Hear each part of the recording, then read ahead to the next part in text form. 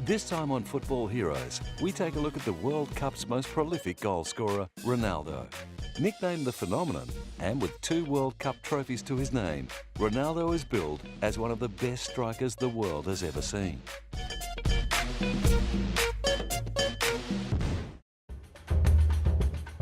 Ronaldo Luís Nazário de Lima, or simply Ronaldo, has wowed the world with his mesmerising ball control, clinical finishing skills and infectious smile for well over a decade.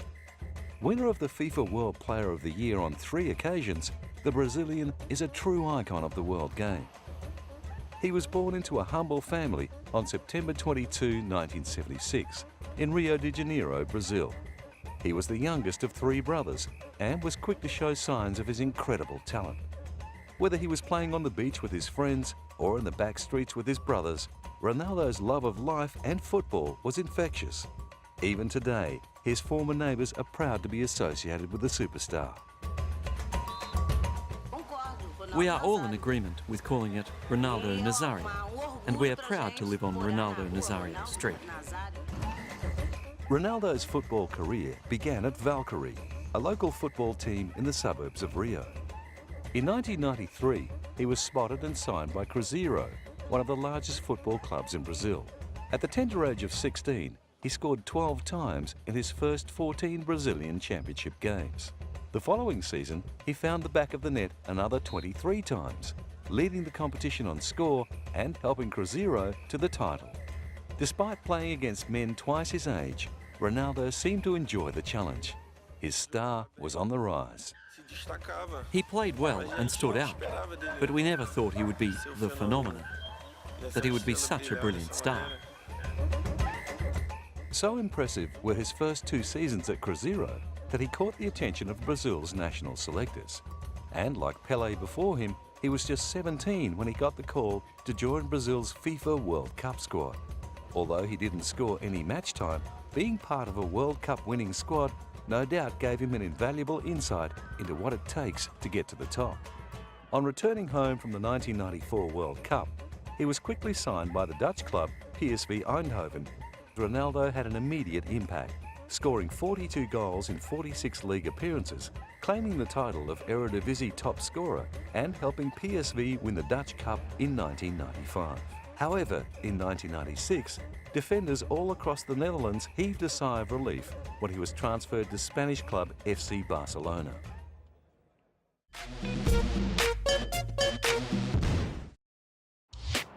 Although Ronaldo's stay at Barcelona was only brief, he beat the goalkeeper a remarkable 47 times in only 49 games, leading Barca to the UEFA Cup Winners' Cup, Copa del Rey and Supercopa de España. He also claimed the La Liga Top Scorer award with 34 goals from 37 appearances, before being transferred to Inter Milan. Ronaldo is free of any contractual obligation to FC Barcelona after having validly bought out his employment contract with the Spanish club.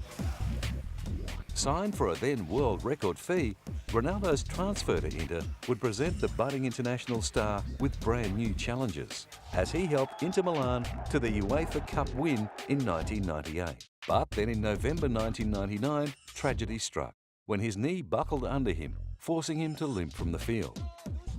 Returning too soon to the field in 2000, he injured his knee for a second time. After lengthy rehabilitation, Ronaldo finally made his return to football in early 2002. The phenomenon ended up playing just 16 games for Inter before being transferred back to Spain, but this time to Real Madrid. To put it mildly, the excitement surrounding Ronaldo was reaching fever pitch. Within the first day of signing for Real, his jersey sales broke all previous records. The knee injury is now a distant memory, and Ronaldo was back to his entertaining best. I want to thank Real Madrid President Florentino Perez for doing everything to bring me here. I also want to confirm that I had a very great desire to come to Real Madrid, and I have a great responsibility. And I hope to respond with goals and some beautiful play so that I can live up to everything that's expected of me. his first season back in Spain saw him score 30 goals.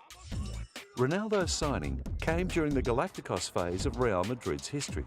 His was the third of 4 major signings that took place over a 4-year period. Luís Figo, Zinedine Zidane and David Beckham were the other 3. Real failed to meet fans' expectations. After 3 consecutive untrophied seasons between 2004 and 2006, injuries and weight issues led to Ronaldo falling out of favour with manager Fabio Capello and was transferred to AC Milan in 2007. The transfer to AC Milan left many of his former Inter Milan fans with a bad taste in their mouth. With his hasty departure from Inter in August 2002 still fresh in their minds, Ronaldo asked for their respect. I expect the respect of the people who have been with me, and that now, obviously, will no longer be on my side. Respect, I believe, is the most important thing. My story with Inter Milan is a very beautiful one, but one that ended badly.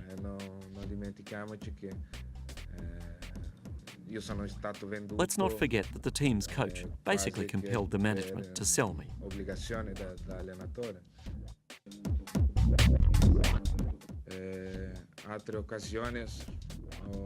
On other occasions, I have refused money, choosing the sporting challenge.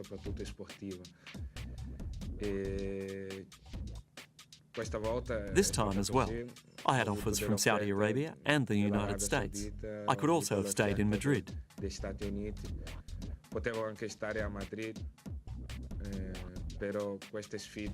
But the challenge to come to AC Milan and show the whole world that my story is not over is a great motivation for me.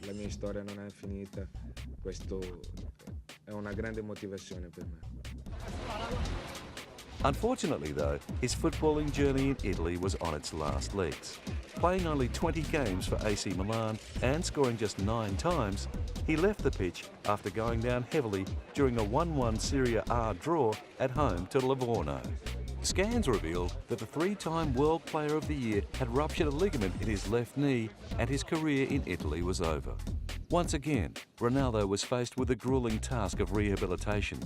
Flamengo, one of the larger Brazilian football clubs, gladly opened their doors to the ageing champion, allowing him to train with them on his road to recovery. As Ronaldo's fitness improved, the excitement of his return to Brasileiro grew with each passing day. Although he wasn't committed to any club, Flamengo seemed to have the deal wrapped up. However, to everyone's surprise, Ronaldo signed a 1-year deal with Flamengo's league rivals, Corinthians. At the time, the Sao Paulo-based Corinthians had just won promotion back to the First Division. Ronaldo's signing would go a long way towards sustaining their spot in the First Division and putting them in a position to win their first league title since 2005. It's a very important jersey, and I'll carry a huge responsibility. I'm sure that I'll be the most in demand during training, and I'm sure that I'll be the most demanded in games, and I will not run away from this responsibility. I will honour the Corinthians jersey from beginning to end. Flamengo fans clearly felt Ronaldo should have been honouring their jersey instead. Flamengo fan Marcos Perano found some solace in the thought that the man upstairs would take care of Ronaldo's sinful decision to play for the Corinthians. I feel sad because what this guy did to us is very sad, but he will pay. The man up there is watching, and he will pay the way the man up there chooses. I'm sure the man up there will not forget it. Now in the twilight stage of a long and brilliant career, it is doubtful he will ever get back to the form that saw him win 3 World Footballer of the Year awards. With a club career that spans more than 15 seasons, Ronaldo has earned his reputation as one of the best strikers to grace a football pitch. Topping the league scoring 4 times and winning the European Golden Boot in 1996-97, it is fair to say that it was not the defenders but injury that prevented him from kicking more goals.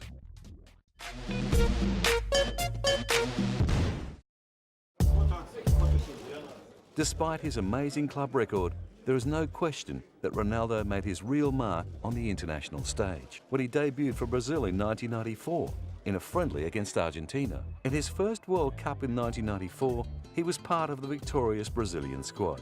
even though he didn't see any game time.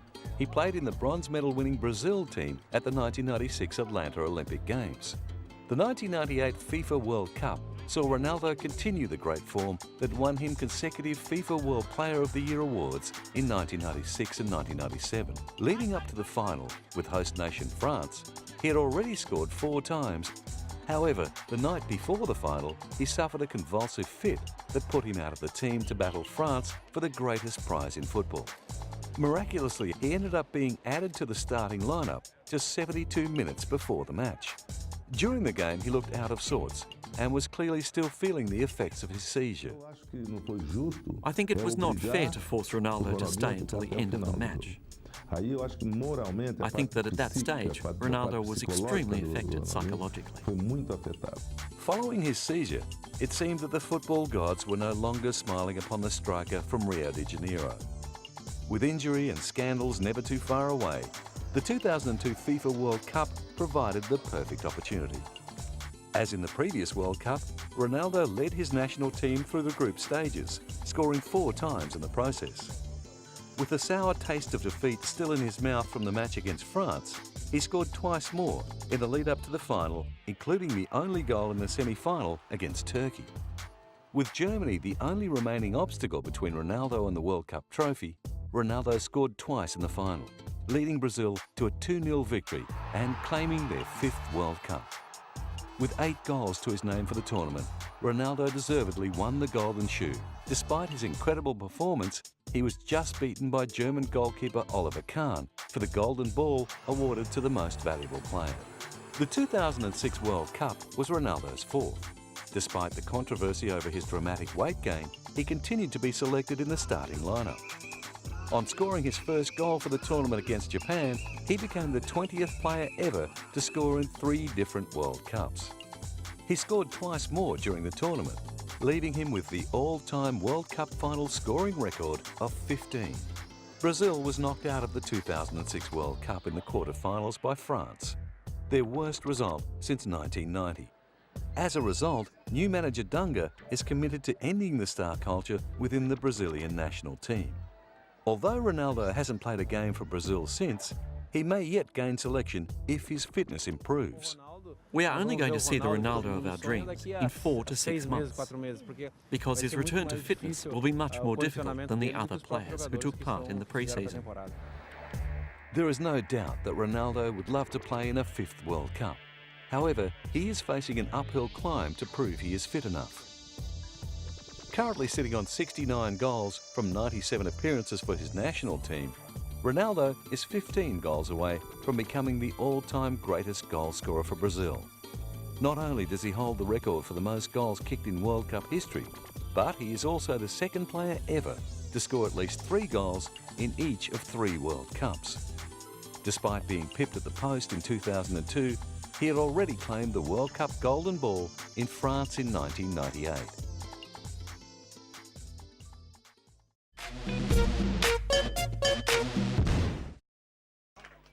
With a busy football career to manage and maintain, one could be forgiven for thinking that Ronaldo's schedule left little time for extracurricular activities.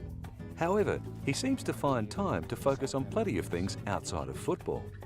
In April of 1999, he married his first wife, female Brazilian footballer Milene Domingues. Taking an unorthodox approach to romance, Ronaldo proposed to Milene after seeing her play football on television. The marriage lasted 4 years, during which their son Ronald was born in April 2000. His second marriage, this time to Brazilian model Daniela Ciccarelli, moved along a lot faster. In 2005 they got engaged, had a wedding costing approximately €700,000 and then separated, all in the space of 3 months.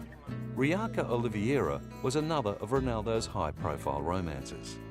Riaca Oliveira, who is known all over the world for her modelling work with designers like Dior, Chanel and Victoria's Secret, dated Ronaldo up until December of 2006. In April 2008, there was one brief liaison that Ronaldo may wish to forget.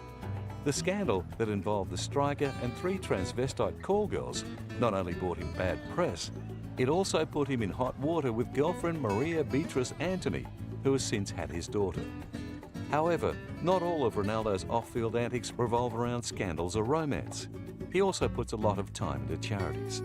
During his career, he has been the Goodwill Ambassador for the United Nations Development Programme, where, alongside other greats of the game, he runs workshops for underprivileged children, as well as playing charity matches to raise money and other worthy causes like ending poverty. My involvement started a long time ago. In the year 2000, I was invited by the United Nations to be a Goodwill Ambassador. This involves a lot of projects and missions around the world, always trying to achieve peace and finding solutions and money to fight against poverty.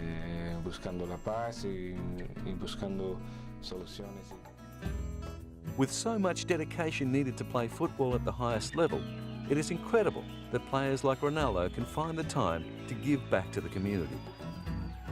It has set a great example for the next generation of elite footballers to follow.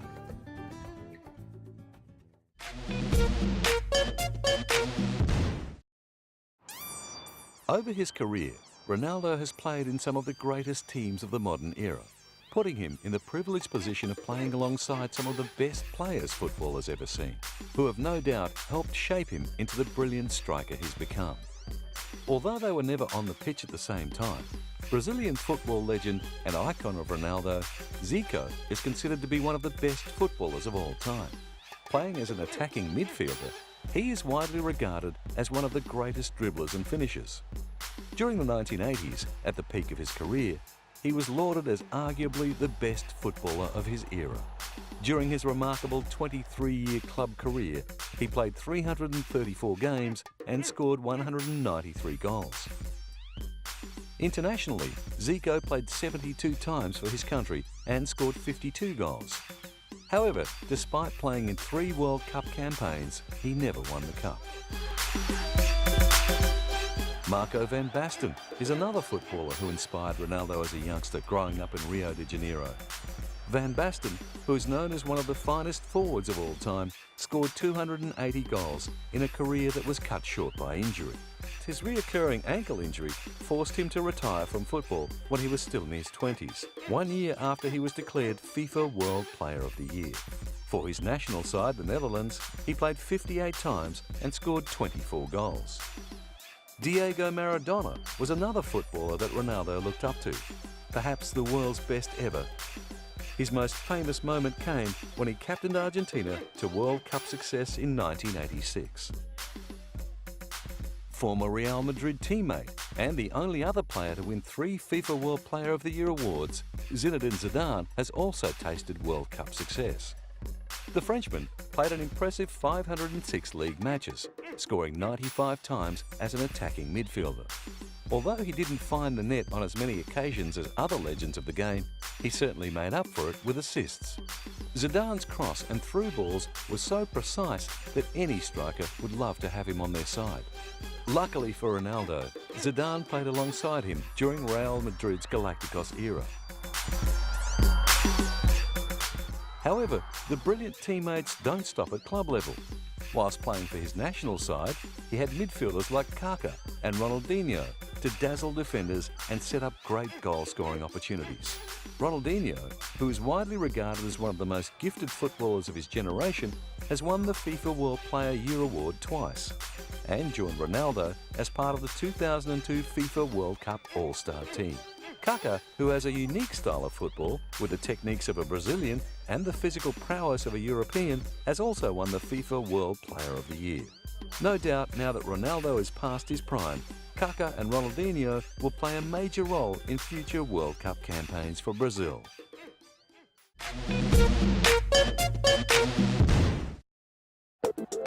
Ronaldo's fun personality and infectious smile, not to mention his incredible football talent, made him one of football's first marketable superstars.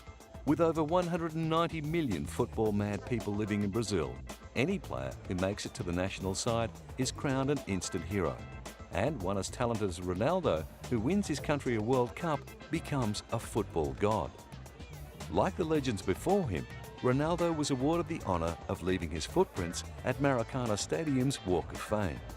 In June 2004, his footprints join the likes of Brazilian football stars Pelé, Zico, Romario and Zagallo. Maracana Stadium will be the home of the 2014 World Cup, the second time the stadium will host the event. The stadium is an icon of football in Brazil, and Ronaldo was overwhelmed by the honour.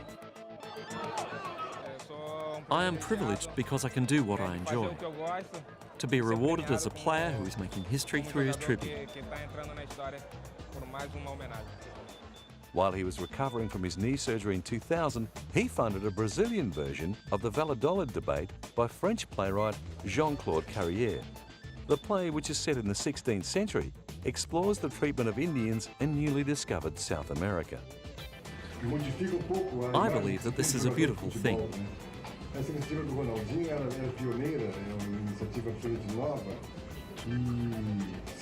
I'm doing this from the heart, trying to motivate people to go to the theatre more.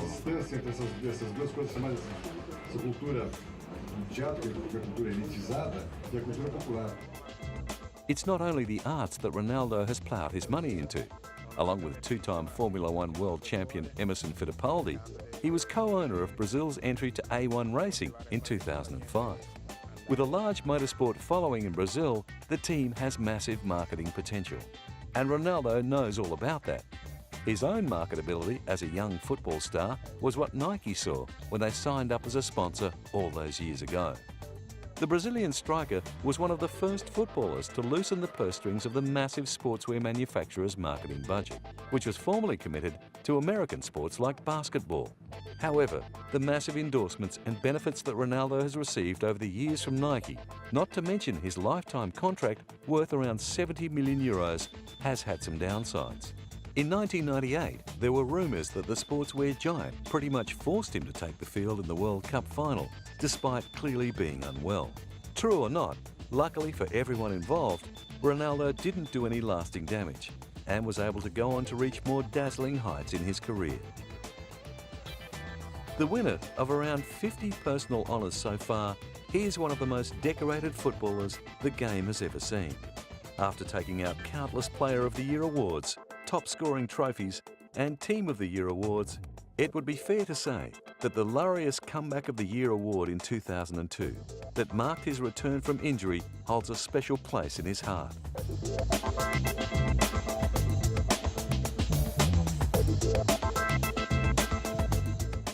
With a brilliant career drawing to a close, Ronaldo has achieved everything a footballer could wish for. He's won titles at every club he's played for. And that's just the tip of a trophy cabinet overflowing with hallowed treasures. The most notable of which would be his 3 FIFA World Player of the Year awards and his 2 Ballon d'Ors for the European Player of the Season.